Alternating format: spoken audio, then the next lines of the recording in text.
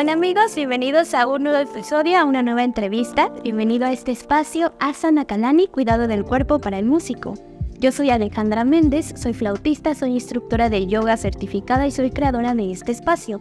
Y bueno, para nuestra entrevista de hoy tenemos la sección de músico de alto rendimiento, a un músico que es violista, violinista, también toca en el Cuarteto de Bellas Artes, que antes se llamaba Croma, pues si no lo ubican les vamos a estar dejando también las redes de ellos en la descripción del video. Y bueno, con ustedes les presento a Ilya Ivanov. Bueno, ¿cómo estás el día de hoy? Bien, con bastante calor, pero bien, contento de estar aquí, gracias por la invitación. Gracias a ti por aceptar y bueno, antes de comenzar pongamos un poquito en contexto a la gente que quizás no te conoce. Comencemos platicando de quién eres tú, cómo es que llegaste a la música desde la infancia. Sí, fue desde la infancia. Mi hermano mayor, que también es violinista y también toca en la orquesta sinfónica, ya obviamente pues ya estaba tocando el instrumento y gracias a nuestra madre, que es muy aficionada a la música clásica, ella misma estudió un poquito de acordeón y siempre le gustaba escuchar música, sobre todo clásica, le gustaba cantar, le gusta.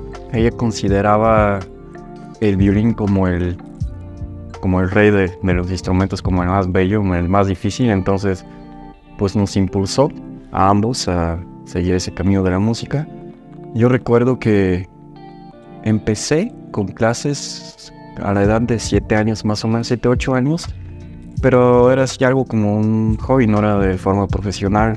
Iba un maestro que vivía cerca de la ciudad donde yo crecí, una vez cada semana o cada 2 semanas, a darme clases. Entonces lo veía como un pasatiempo. No pensaba yo que me fuera a dedicar a la música de manera profesional. Hasta años después,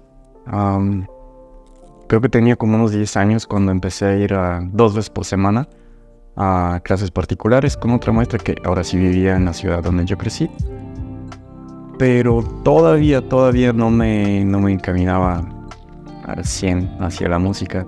Me gustaba mucho el fútbol, entonces pensaba seriamente meterme a algún equipo a ser futbolista, porque no sé, como hasta la fecha lo sigue siendo, es algo muy llamativo para los niños.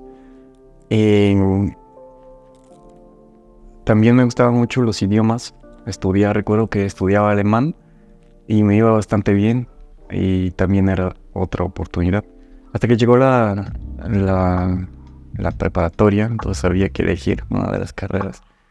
Y finalmente me decliné por la música y a los 14 años me empecé a dedicar de manera profesional al violín, entré a la escuela de música. Ok, entonces empezaste como a los 7 Uh-huh. y profesionalmente a los 14. Sí.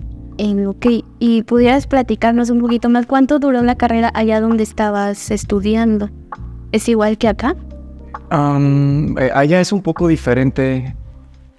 A los 14 años, aunque antes, puedes entrar desde la primaria a la escuela que forma músicos, que es una escuela donde estudias todas las materias normales, por así decirlo, matemáticas, búlgaro en este caso, todas las demás materias, física, química, pero a la vez llevas solfeo, teoría, instrumento, todas esas materias musicales. Ahí puedes entrar desde los 7 años. Si no, también puedes entrar desde la preparatoria a los 14 años. Y es lo mismo, nada más que el énfasis es mucho más obviamente hacia las materias musicales. Entonces terminas la preparatoria y de ahí tienes la opción de continuar tus estudios, lo que sería la licenciatura en el conservatorio de música. Yo en Bulgaria hice nada más la preparatoria y fue cuando me vine a México. Y aquí hice la licenciatura en la Universidad Veracruzana. ¿Y por qué viniste a México? Fue porque mi hermano ya estaba aquí, ya llevaba trabajando, entonces pues digamos que lo seguí por cuestiones de trabajo, porque justo en esos años había una crisis fuerte, entonces lo primero que se recorta en esos casos, lo primero que hacen los gobiernos es recortar los fondos para el arte, ¿no? Entonces era como un poquito incierto el futuro y algo difícil conseguir un trabajo estable. De lo que vamos a hablar en la entrevista es sobre el cuidado del cuerpo, principalmente en la comunidad musical. Me interesa bastante como tu punto de vista. ¿Cuánto tiempo llevas tocando en la Orquesta Sinfónica? Este año cumplo 20 años. Sí. ¿Cuándo entraste? ¿A qué edad? Entré en el 2003, tenía 22 años recién cumplidos. Ahorita voy a cumplir 42. Sí. Bueno, me interesa tu punto de vista, ya que yo creo que actualmente las cosas han cambiado bastante en cuanto a estos temas de salud dentro del ambiente musical. Antes era todavía pues bastante aceptado que los músicos no hicieran más que estudiar, ¿no? Y eso estaba muy bien, ¿no? Pero al menos a lo que se ha estudiado actualmente, se ha visto que más o menos entre un 30% y 70% de la comunidad musical se lesiona por tener una vida tan sedentaria y no hacer nada más que repeticiones, ¿no? Que es lo que realmente hacemos para estudiar, ¿no? Entonces, sí he visto que las cosas han cambiado. Ahora los músicos son un poquito más conscientes de su cuerpo, de su salud, de si se ejercitan o no, ¿no? De su manera de estudio. Y bueno, un poquito hablar también de la cuestión que ahora la parte de la salud mental, aunque todavía nos falta mucho por recorrer en ese camino, creo que sí hay pues temas difíciles dentro del ambiente musical que está muy normalizado y romantizado la violencia en el medio, ¿no? Desde tu punto de vista que has estado dentro de la orquesta, ¿cuál es tu opinión de por qué un músico debería de cuidar su cuerpo? Yo creo que precisamente lo que mencionaste, pasamos muchas horas sentados o aunque estuviéramos estudiando parados. Nuestros cuerpos no están hechos más bien están hechos para moverse y mover cosas. Entonces, si no hacemos eso, generamos tensión. ¿Y por qué generamos tensión? Bueno, específicamente en los instrumentos de cuerda, el violín, la viola, la guitarra, o no sé, tal vez la flauta también, que son implican asimetría a la hora de tocar. Estamos utilizando ciertos grupos de músculos y los otros están, pues, la mayor parte del tiempo estáticos, entonces se genera mucha tensión. Los otros músculos están tratando de compensar el movimiento del otro grupo que estamos usando. Si no los ejercitamos, se producen contracturas, lesiones, un sinfín de cosas no placenteras para el músico. Bien, bueno, ahora pasemos a hablar un poquito de la parte de cómo administras las horas de estudio. Y mencionaste que empezaste en Bulgaria a estudiar. Sí. No tengo mucha idea de cómo es allá el contexto de esta parte de salud, pero al menos acá en México ves que no hay como tanta visibilidad. Como he mencionado, yo cuando conocí esto del calentamiento físico previo al estudio, fue casi saliendo de la carrera, ¿no? Entonces, muchos de los comentarios que estaba con los compañeros que tomamos estas materias era el mismo. ¿Por qué no nos dan esto cuando empezamos, no? ¿Por qué hasta el final? Entonces, ¿cómo fue para ti esta parte? Fue muy difícil porque primero está el factor de la técnica correcta desde el principio. Y yo no, por varias razones no tuve una buena enseñanza en el aspecto técnico desde que empecé. Entonces, a la hora de que entrara a la escuela de música, ya a los 14 años, ya llevaba tiempo con el instrumento y había desarrollado defectos que después los tuve que ir revertir. Exactamente. Y es más difícil, ¿no? Si te aprendes algo y después lo tienes que reaprender, es mucho más difícil. Entonces, una mala técnica, una mala postura, obviamente te va a generar tensión. El otro aspecto es las horas de estudio. Si no tomas medidas para ejercitarte, toda esa tensión se queda acumulada y tarde o temprano te va a generar alguna lesión. Y el tercer factor yo diría que es el físico, el psicológico. Los nervios también son... Sí. Es algo, la descarga de adrenalina, ¿no? El famoso fight or flight.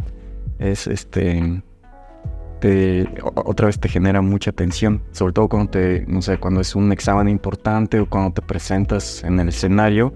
Si eres de los que tiene pánico escénico, que una buena parte de los músicos lo tenemos, y eso en combinación con la postura o la técnica incorrecta, pues también afecta mucho.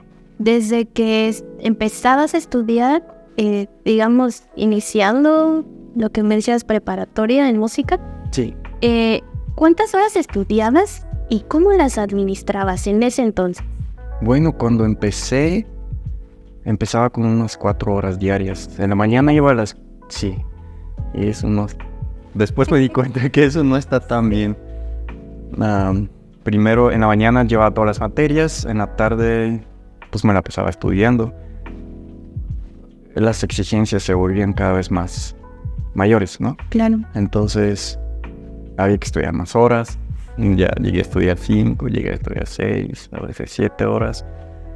Y bueno, cuando uno es adolescente, joven, pues el cuerpo no lo resiente tanto. El cuerpo tiene la capacidad de recuperarse muy rápido.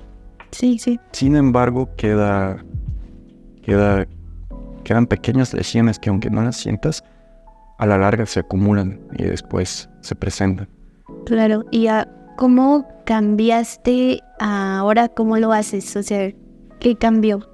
No sé si para llegar a eso debo mencionar algo importante que me pasó. Ok, esperemos. En cuanto a lesiones. Ajá.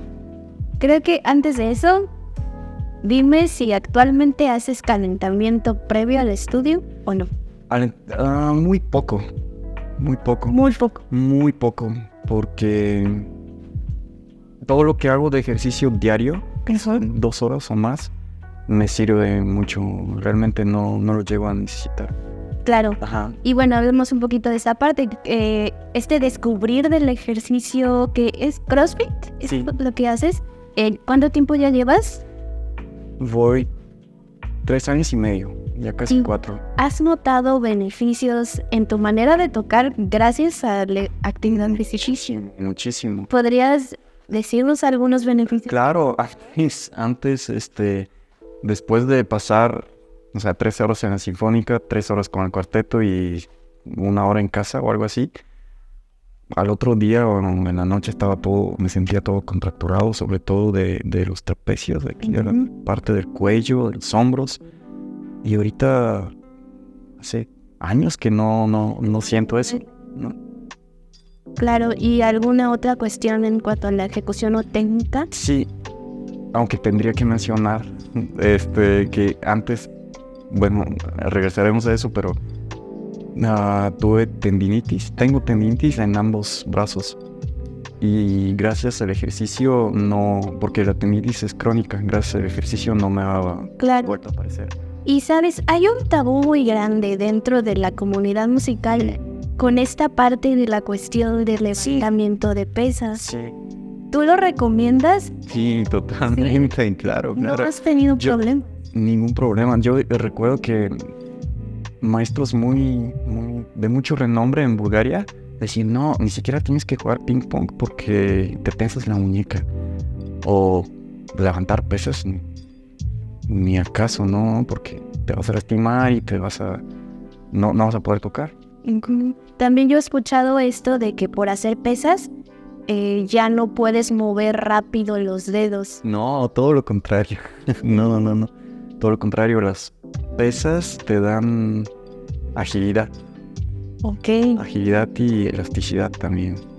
Bien. Bueno, ahora pasemos muy puntualmente que me digas cuáles piensas que son las causas de lesiones en músicos. Las muchas horas diarias estando en una sola posición, ejecutando los mismos movimientos, la vida sedentaria, no ejercitarse,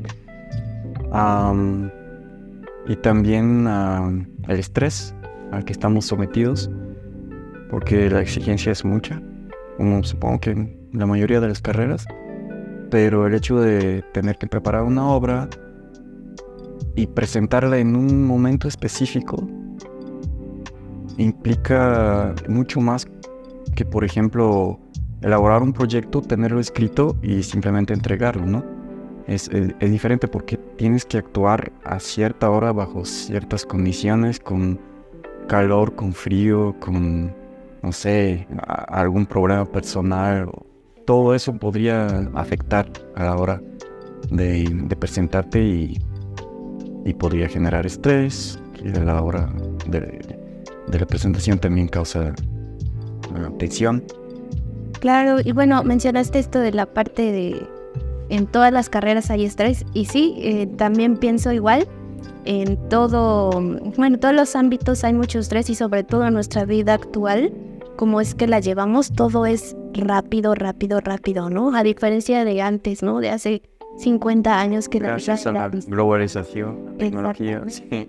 No, pero también hay un factor que, además de que tenemos el estrés, también los músicos tenemos que estar expuestos a la crítica, ¿no? También. Sí, además, cada vez que tú tocas, estás expuesto a un shot de adrenalina, ¿no? Sí, entonces, y luego nosotros somos nuestros peores críticos. Exacto. Imagínate guardar, no sé, tienes que ir a cuántos conciertos en un mes. Uy, a veces, no sé, han sido 6, 8. Ajá, 6, 8 conciertos de acumular adrenalina, sí, y tenerla así reprimida en el cuerpo. Obviamente algo va a suceder ahí, ¿no? Claro. Entonces, bueno, ahora sí pasemos a hablar de tus lesiones. Sí, tuve 2 muy importantes. La primera fue hace muchos años, estaba en la Orquesta Sinfónica Juvenil, y después de un concierto, no recuerdo si tal vez, no es cierto, perdón, estaba en la Orquesta Sinfónica de Jalapa ya. Después de un concierto recuerdo que había llovido, y yo vivía en un edificio que estaba en una bajada bastante pronunciada. Entonces, con los zapatos de concierto, los famosos zapatos de charol que son bien lisos, me resbalé y traía el violín acá en la espalda. Entonces, ya sabes que mi instrumento es primero, siempre pones las manos. Entonces, me caí fuerte de sentón, pero pues puse las manos así para que no se golpeara el estuche, y sentí como el hombro derecho se levantó. Sentí un dolor tolerable que me duró, no sé, 1 o 2 días. Y nada, después seguí normal. O sea, ¿se te quitó? Se me quitó, no tuve ningún problema para tocar. Hasta un año después decidí ir a jugar tenis con un amigo. Fuimos y obviamente sin calentar, así nada, como viene, empezamos a jugar, y después de unos cuantos golpes sentí así de los peores dolores que he sentido en la vida. Un dolor así súper puntiagudo, punzante, que incluso me tumbó. O sea, me caí de rodillas, recuerdo, y se me zafó el hombro, se me luxó el hombro, se salió. Y dije, no sé qué hice. Dije, regresó solo, o yo hice algo y se regresó a los pocos segundos. Y dije, ¿por qué me pasó eso? ¿Habré hecho algún movimiento malo? O sea, como que se salía y regresaba al mismo lugar. Ajá, se salió, no sé, bueno, obviamente no te ha pasado, qué bueno. Pero sí, se sale de su huequito, aquí no sé cómo se llama, y se regresa. Es porque los tendones se alargan mucho. Los tendones evitan que el músculo se rompa, entonces pues la función es precisamente prevenir. Entonces previenen que se rompa el músculo y se alargan, pero pues, se sale todo. Y se regresó, y yo dije, ahí está otro problema, la terquedad de uno. Dije, ¿por qué me pasó? No debería estarme pasando. Dije, voy a intentar otra vez. Entonces seguí jugando, y esta vez el dolor fue peor todavía. Y dije, no, ya, aquí le paro. Y obviamente no podía moverlo en las primeras horas. Tuve que ir con un cirujano. Lo primero que me dijo, te tengo que operar. Y yo dije, mejor no. Terror, ¿no? Sí, no. Dije, mejor no hay otra forma. Y me dice, bueno, si quieres podemos intentar con terapia. Obviamente que quiero, ¿no? ¿Cómo voy a querer que me cortes? Y lo malo es que yo estaba a 2 semanas de presentar mi examen de ingreso a la licenciatura aquí en la UB. Y entonces mi maestro me dijo, bueno, pues ya no te preocupes, qué lástima que pasó ahorita, pero lo podemos intentar el otro año. Pero yo dije, no, yo no pienso esperarme otro año. Entonces aquí es cuando me di cuenta que el cuerpo es muy sabio, nada más tenemos que entenderlo, tenemos que saber cómo escucharlo. Entonces es un error técnico en muchos violinistas, incluso de violinistas así de niveles muy altos, como por ejemplo Janine Jansen, la famosa violinista holandesa, que hace unos años, no tantos, dejó de tocar como 1 o 2 años precisamente porque levantaba mucho este hombro y tuvo una lesión fuerte.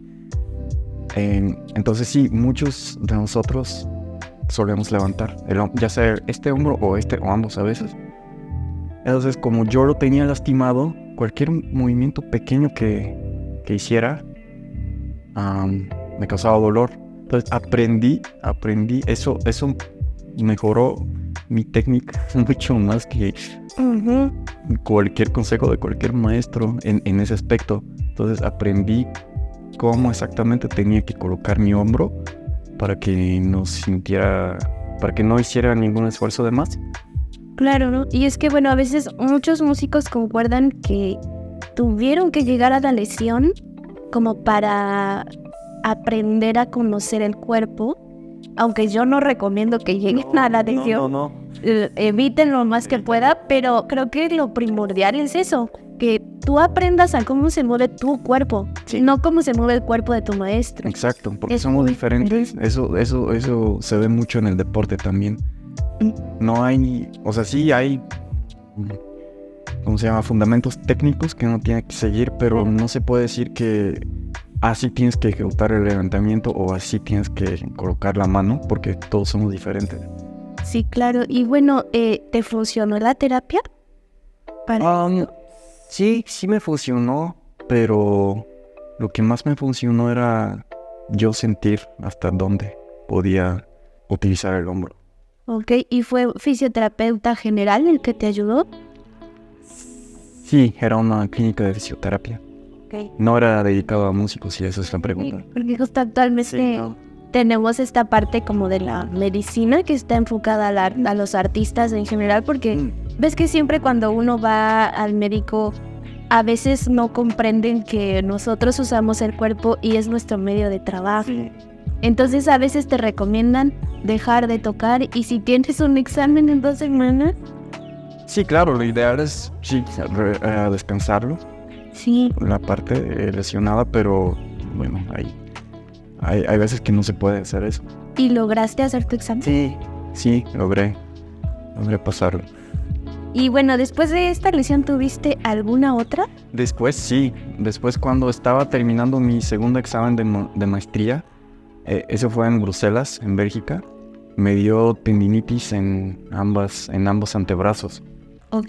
Pero bueno, también fue muy chistoso porque, pues ya sabes, al final del semestre todo el mundo estudia mucho y estudiaba yo también mucho. Ya estaba preparado, me sentía seguro y estaba a 1 semana del examen, recuerdo, y dije, ya me siento bien, este fin de semana me lo voy a llevar tranquilo, no sé, voy a esperar 1 hora, algo así, los 2 días, sábado y domingo. Y me pasé justo ese sábado y domingo jugando PlayStation, pero jugando así 6 horas cada día sin parar.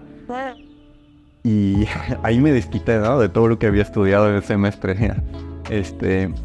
Pero el lunes digo, ok, ya es hora de tocar, de estudiar bien otra vez, no podía, ahí sí, sentía una tensión que me impedía bajar bien los dedos, mucho menos moverlos rápido. El rango de movimiento era muy reducido y cualquier presión, por más pequeña que intentara yo aplicar al arco con este brazo, me causaba dolor igual. Sí. Entonces pues ahí no tuve de otra más que vendarme, ponerme cremas y estudiar lo mínimo que se podía durante toda esta semana. Y afortunadamente todo estuvo bien.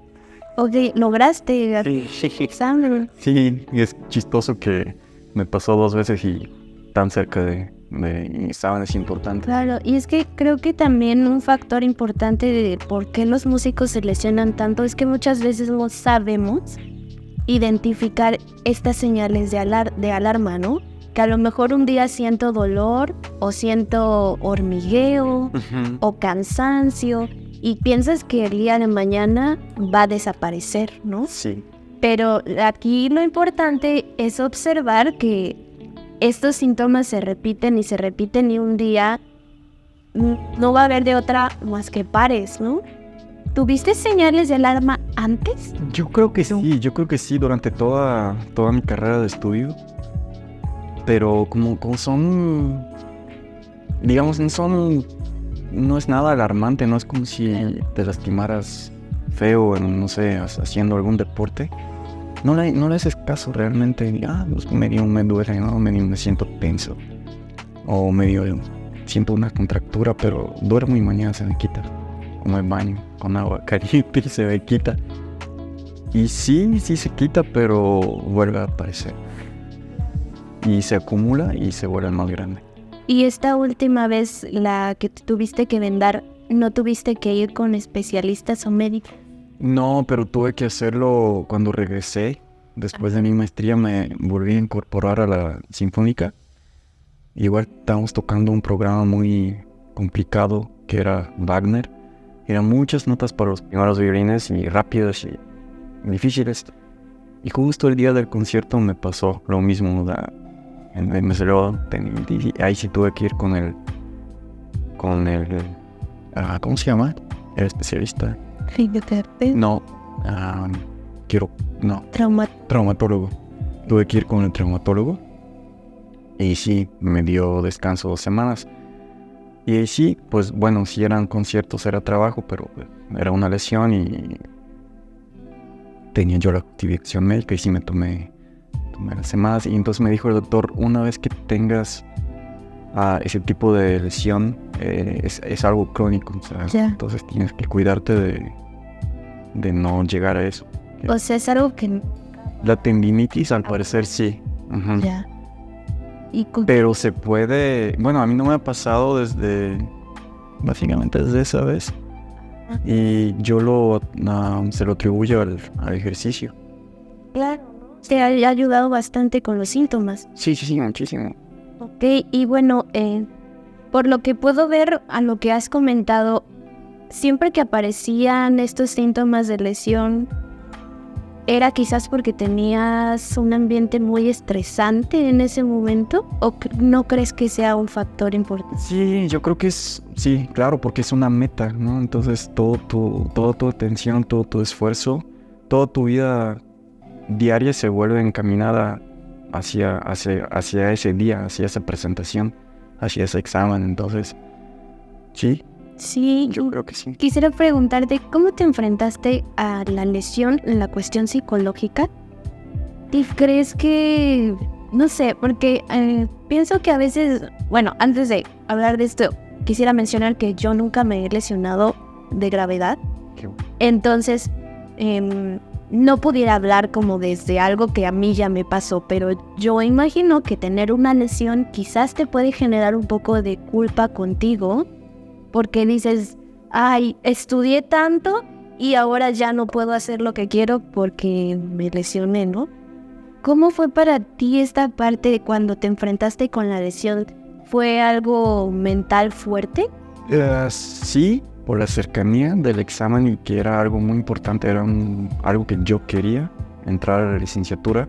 Y pues realmente de ese examen dependía si yo me quedaba fuera un año o entraba. Entonces, sí, yo creo que los primeros días estaba un poquito como que enojado conmigo mismo como que por qué te vas a jugar si sabes que en 2 semanas tienes un examen importante. Pero a la hora de intentar estudiar, me di cuenta que sí, era difícil, sí, era doloroso, pero era algo que yo sí podía manejar. Y pues el esfuerzo entonces se centró en eliminar tensiones. Claro. Y a partir de las lesiones fue que comenzaste a incorporar cambios en tu vida. Sí, siempre me ha gustado el ejercicio, pero nunca lo había hecho de forma tan constante, con tanta constancia. Ahorita literal no he parado en esos 4 años. Y es algo que me ha ayudado muchísimo para estudiar, a la hora de la presentación, en la vida cotidiana también, porque recuerdo que después de la segunda maestría que hicimos con el cuarteto precisamente, yo vivo en un 3er piso, entonces, bueno, allá sí estuve haciendo un poco de ejercicio, pero igual por otra lesión del tobillo lo tuve que dejar. Okay. Entonces cuando regresé, no estaba en forma, no di para nada. Entonces vivo en un 3er piso y me cansaba, me agitaba nada más para subir las escaleras y dije, no, eso no está bien, no, me tengo que cuidar. Y fue a raíz de eso que elegí entrar de lleno al ejercicio y eso pues fue muy benéfico para mí. Claro, y es que bueno, a veces se confunde mucho por ahí que piensan que hacer ejercicio o hacer alguna actividad física te va a ayudar a tocar mejor, pero yo no creo que te ayude a tocar mejor. El simple hecho de tener una mejor salud te va a ayudar a tener una vida mejor, con mayor rendimiento en cualquier ámbito en el que estés, o sea, llámese ámbito artístico o no sé, económico, en cualquier ámbito laboral en que estés. Si tú cuidas tu salud, definitivamente pues vas a tener un plus, ¿no? Sí. Y bueno, ahora lo que dices, digamos que el ejercicio para ti es como la manera de descargar el estrés. Sí, y sobre todo, bueno, sabemos que conforme avanza nuestra edad, tendemos a perder masa muscular, masa ósea. También es algo que previene eso. Y también ¿cómo se llama? El aparato cardiovascular también lo usamos mucho. Entonces, el ejercicio, al mejorar nuestra resistencia, mejora todo. Fuerza, potencia, respiración, postura, sueño, todo. Y bueno, quisiera ahora que pasáramos a hablar un poquito de esta parte de que tiene la fama en el ambiente musical de no ser el más amable, sino que es un poquito violento con todos realmente, en cuanto a la crítica, en cuanto a todo, ¿no? Todo lo que involucra la ejecución musical cada vez que interpretas. ¿A ti cómo te ha tocado llevar esta parte? Pues ¿cómo has logrado sobrellevar este ambiente violento en el que nos movemos comúnmente? Sí, fue difícil al principio porque, como tú lo mencionaste, al recibir tantas críticas, empiezas a dudar de ti, de tus valores. Lo que a mí me ayuda es simplemente enfocarme en lo que uno tiene que hacer en el proceso. Simplemente tratar de evitar que las críticas te afecten, o sea, no desconfiar de ti, no desconfiar de tus capacidades, tomar lo constructivo, hacer a un lado lo negativo, enfocarte en el proceso y no pensar en el resultado, porque al pensar de que no, tiene que salir así y de esta forma y tiene que estar perfecto, ya nos estamos generando estrés y nos estamos adelantando, ¿no? Entonces, como dicen, vivir en el presente es algo muy importante que los músicos tendemos a olvidar muchas veces y nos afecta. Bueno, me haces recordar un poquito esto que dices. Creo que una parte importante del jazz dentro del ambiente musical tiene esta filosofía, ¿no? De la parte de improvisación, que hay que estar en el presente, ¿no? Y pues tocar como eres en ese minuto, en ese segundo, ¿no? Sí. Y creo que a los músicos clásicos sí se nos olvida mucho esta parte y tendemos a llevarlo todo a la perfección, que también creo que eso también puede ser parte de tu personalidad, ¿no? O sea, ya traerlo... Sí, porque muchos tipos de personalidades y algunos somos más sensibles, tendemos a ser más afectados por lo que los demás dicen. Uh-huh. Hay otros que les vale, literal, y no les afecta, y qué bueno. Pero por lo general, la mayoría de los músicos suelen ser sensibles, sobre todo con esos temas. Claro, ¿tú nunca has requerido terapia psicológica? Sí, claro. De hecho, no necesariamente hay que ir con el terapeuta cuando tienes algún problema. Es muy benéfico si vas simplemente para resolver tus dudas. Claro, y justo eso, muchos piensan que ir a terapia es porque estás en un abismo deprimido. Sí, no, es otro mito, ¿no? Que viene de hace muchas décadas. Y más, además agregarle que nuestra cultura, bueno, aquí en México tenemos muy internalizada esta parte del machismo, en que los hombres no pueden sentirse mal, no pueden llorar, no pueden expresar sus emociones porque así los educan. Y obviamente si van a terapia quizás sea una muestra de debilidad, ¿no? Sí, claro. Que es una cuestión pues bastante complicada porque ya también es hablar de nuestro entorno social en el que nos movemos y nuestra cultura, ¿no? Sí. Que en Bulgaria también es así. También era así. Okay. Ahorita, como ya llevo tiempo fuera, no podría decir, pero sí, era también visto como signo de debilidad, como casi que se podrían burlar de ti, ¿no? Si supieran que vas con el psicólogo. Claro. Por la razón que fuera. Ya, y bueno, hablando de estos temas, aparte del ejercicio, ¿tienes algún otro hobby que te ayude con esa parte del estrés?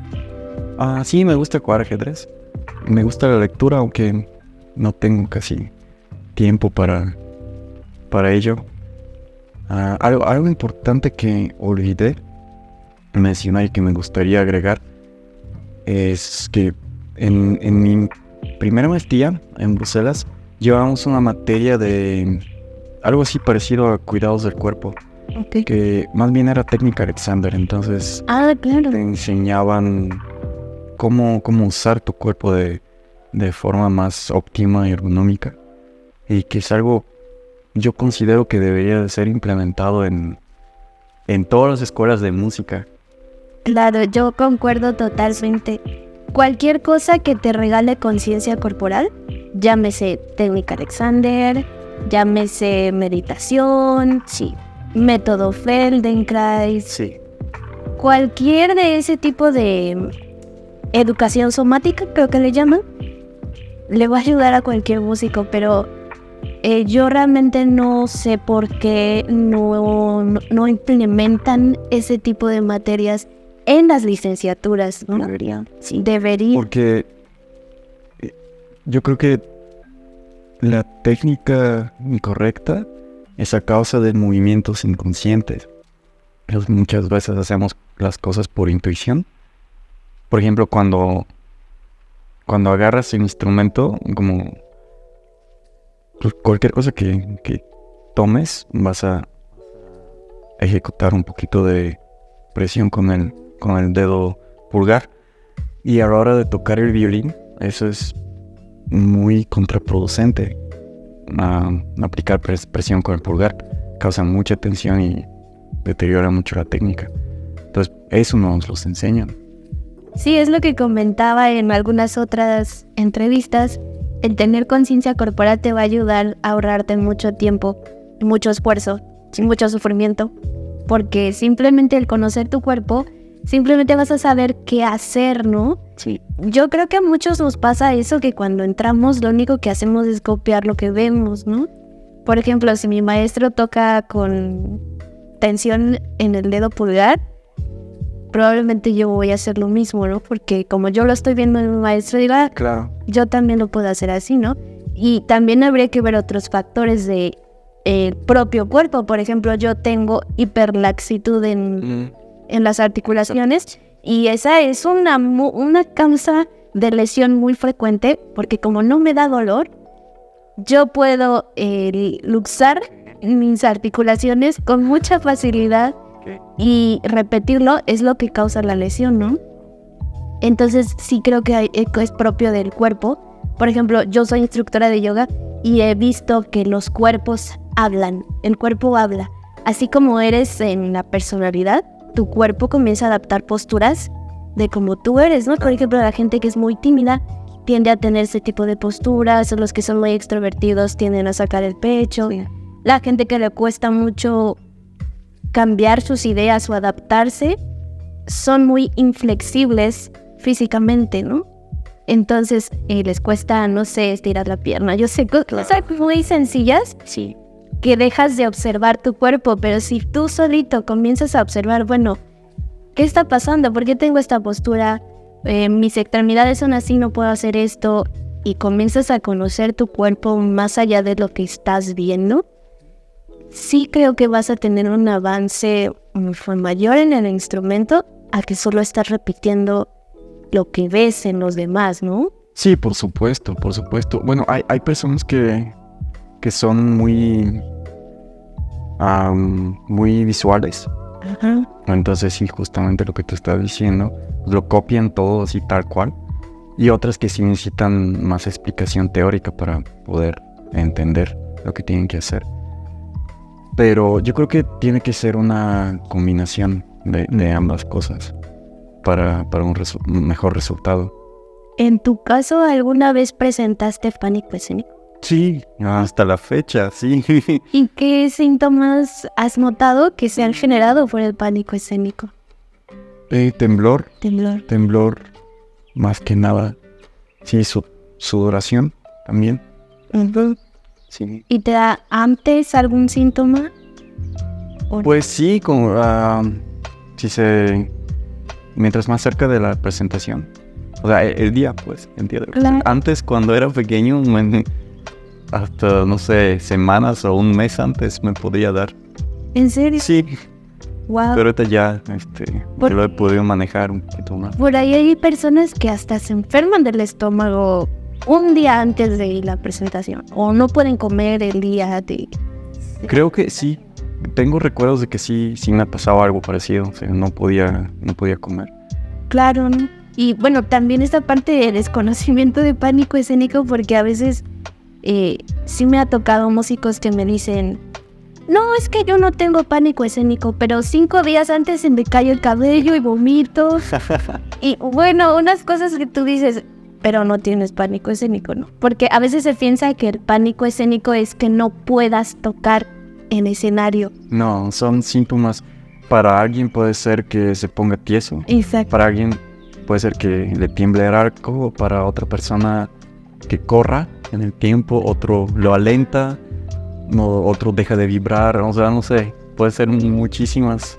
¿Y cómo hiciste o cómo haces tú para lidiar con el pánico escénico? Pues el ejercicio me ayuda mucho, una alimentación sana me ayuda mucho, la parte mental de no precipitarse a lo que, ¿qué va a pasar, no? Sino más bien enfocarse en lo que tengo que hacer, en pensar una cosa a la vez, ocupar la mente con lo que viene, con lo que tengo que hacer en este preciso momento, no que después viene un pasaje súper difícil, ¿no? Y ese es el que me pone nervioso. Sí. Muchos músicos, yo sé, más del 60%, según estudios, han o están tomando beta blockers para... Sí, Sí, yo sí también tomo ok. la mayoría de los conciertos. ¿Y tú crees que te ha creado dependencia o no? Yo creo que sí, hasta cierto punto, sí, pero no así como antes. Sí, ha ido mejorando con todas esas cosas que mencioné ahorita.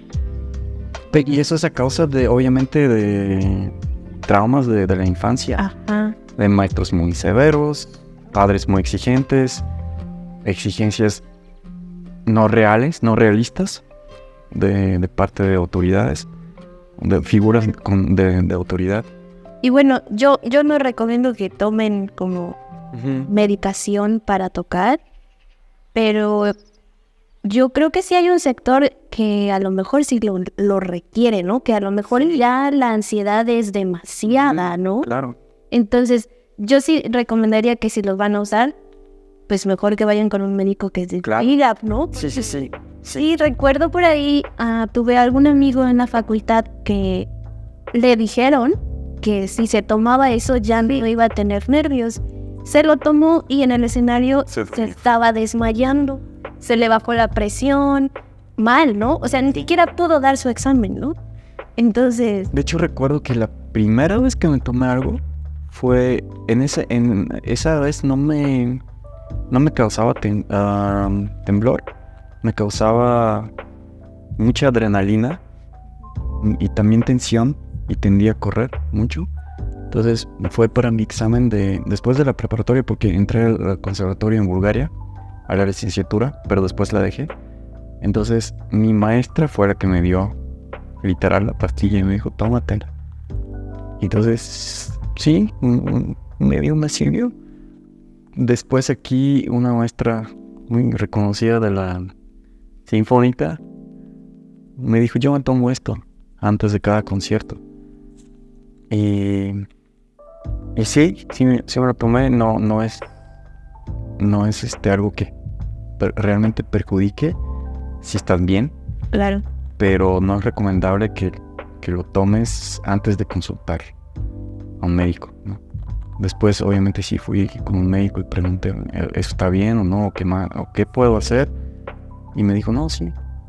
Claro, ¿no? Pero ya tienes la seguridad de que Sí, claro. te ibas a hacer como una cuestión de adicción. Claro, sí, no es... Porque, bueno, o sea, también hay los músicos que usan drogas psicotrópicos o sea, cosas bueno, más... sí, o alcohol. ¿no? O alcohol, exactamente. Y no, grandes violinistas Lo hacen. han hecho. Muy grandes violinistas. Sí, exactamente, y es más común de lo que pensamos, ¿no? Sí. Es algo que normalmente no se habla. También yo creo que no es bien visto. no es moralmente aceptado. Sí. Es una forma de lidiar con tanta exigencia y estrés, ¿no? Sí, claro, es una prueba más de el ambiente tan duro al que tenemos que enfrentarnos, ¿no? Sí. Y bueno, quisiera que nos dieras tus tips o recomendaciones que le quisieras dar a la comunidad musical, llámense estudiantes, maestros, músicos de orquesta, lo que quieras. Sí, bueno, primero decir que hacer ejercicio pesado físico es malo, eso es un mito, no, sáquenselo de la cabeza, ¿no? A mí, precisamente, me ayudó levantar pesas. Ahorita no tengo ningún problema con el hombro. No se me ha vuelto a salir y hago cosas que jamás imaginé que podía hacer. Después, obviamente, coman sano. Es algo súper, pero no puedo enfatizar más, ¿no? Es algo muy, muy importante. Obviamente, las horas de sueño son muy importantes. Enfocarse en el proceso les va a ahorrar mucha ansiedad, les va a quitar mucha ansiedad. Eliminar la expectativa del resultado. No desesperarse si después de unos cuantos intentos el resultado no es el óptimo, ¿no? Seguir el camino. Y también algo muy importante, dejemos de autoflagelar flagelarnos, dejemos de ser nuestros críticos más duros, ¿no? Querámonos, ¿no? A nosotros mismos. Yo creo que siguiendo esos pasos mejoramos mucho. Claro. Y bueno, ¿algún libro o alguna película o no sé, algo de ocio que tenga que ver o no, pero que te haya, no sé, aportado algo y que te gustaría recomendarles? Hay una película que vi que a mí me conmovió muchísimo, que se llama, no sé cómo se llama en español, pero en inglés es Into the Wild. Trata de un chico muy rico que decide dejar todo, se gradúa de la preparatoria, decide dejar todo el dinero de sus papás e irse por el mundo a explorar la naturaleza, vivir con lo mínimo, conocer gente nueva, vivir solo, vivir en condiciones extremas, que al final, digamos, no termina bien para él, pero con eso quiero decir que es muy importante realmente hacer lo que uno ama. Porque muchos músicos son como que obligados. En el momento en el que uno de los padres detecta que el niño tiene talento, lo empieza a forzar. Y realmente el niño tiene talento para la música, ok, pero también puede tener talento para muchas otras cosas. Entonces, descubramos qué es lo que amamos y hagámoslo. Ok. Bueno, voy a buscar la película. Sí. La voy a poner allá. Ok.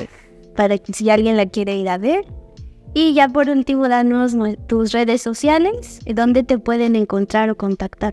En Instagram estoy como Ilkolli, ILKOLLI, y en Facebook con mi nombre. Ok, aquí voy a estar poniendo las redes sociales de Ilia para que vayan a seguirlo. Tus proyectos, ¿quieres anunciar algo, algún concierto? Tocamos con el cuarteto hasta octubre, pero en Ciudad de México. Ya no tenemos presentaciones en Jalapa, lamentablemente, sí. Ok, bueno, para los que anden en México pueden ir a verlos. Voy a dejar también las redes del cuarteto por si alguien quiere ir a checar sus conciertos, fechas, ahí pueden encontrar todo. Y bueno, te agradezco mucho por aceptar la entrevista, por compartirnos un poquitito de tu historia. Y pues bueno, les agradezco a ustedes por haberse quedado hasta el final. Ya saben que tenemos entrevistas todos los miércoles a las 7 de la noche por nuestro canal de YouTube. No se les olvide seguirnos en Facebook, en Instagram, en TikTok y aquí en YouTube. Yo soy Alejandra Méndez, soy flautista, soy instructora de yoga y soy creadora de este espacio. Y bueno, los veo en otra ocasión, en otra entrevista. Adiós. Y lo veía así como algo, como un pasatiempo. Okay. Ya. Se descargó. Voy a callar. Ajá.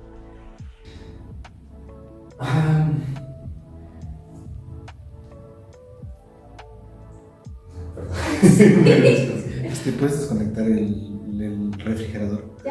Ya, es que creí que iba a sonar. ¿Qué pasa? ¿Todo bien? Estoy analizando todo lo que me dicen. ¿No se oyen los cantos? Muy poquito. Ok. Vale.